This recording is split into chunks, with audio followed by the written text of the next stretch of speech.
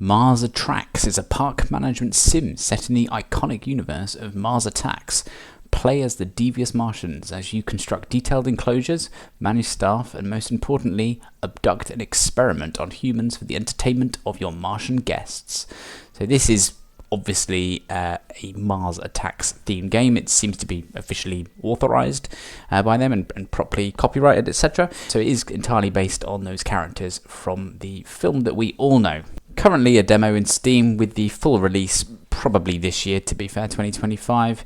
So this game is, just build a theme park. You are the aliens as guests and owners of the park, and the theme is humans, and the humans can come from all different parts of the world through history. So you build enclosures where you take people from Roman times, you can take them from the Wild West, loads of different types of themes of where you can get your people from, and they dress in those ways, and you can decorate the enclosures in the themes of the age or era that they've been brought from. It's got the usual thing this type of game would, of course, have things like facilities such as toilets, janitors, research, and then you've got rides as well, food and drink stalls, you lay out the paths, put bins down. So nothing is really different in that sense. So really the twist to this is purely the human enclosure aspect, and you have to experiment on them by using scientists to entertain people and to build research points to subsequently unlock more and more things that you can do with your park. So you can dismember them, you can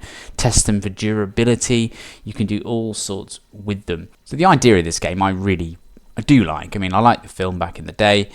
It was a bit quirky, wasn't it? Quite funny. And I do really like the idea of the role reversal here. Normally it's things like Zoo Tycoon where humans are looking at animals, but here we are the victims and the enslaved ones, and I just like that idea and just really reverse that role. As you carry on playing this, it really just feels like a game of Parkitect or Planet Coaster with that theme twist. So you do kind of end up in that same mindset with, I guess, the occasional interruption of having to do something with the humans and enclosures, but down to its bare bones, it's just a theme park simulator. Although for the most part, I did enjoy it, there are a couple of things that I did find quite poor. There was one particular thing that I found. I like zooming in as far as I can. I wanted to have a good look at the aliens and the things going on around the park, and you could zoom in to a reasonable extent, but you couldn't then pan the camera down to try and make it almost sort of first person view around the path. I mean, not entirely sort of at that camera angle, but you can't quite get low enough to see the faces of the aliens. It would be cool just to see a little bit more detail from that perspective, which is a little bit disappointing.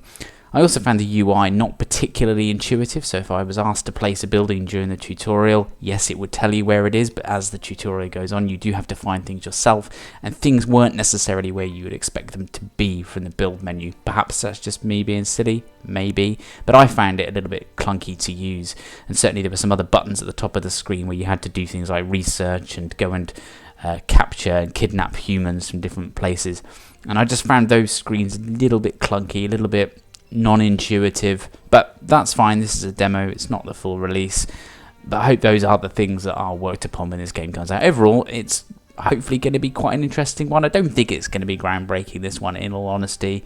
Concept's good, but I think that's a novelty that would probably soon wear off for most people.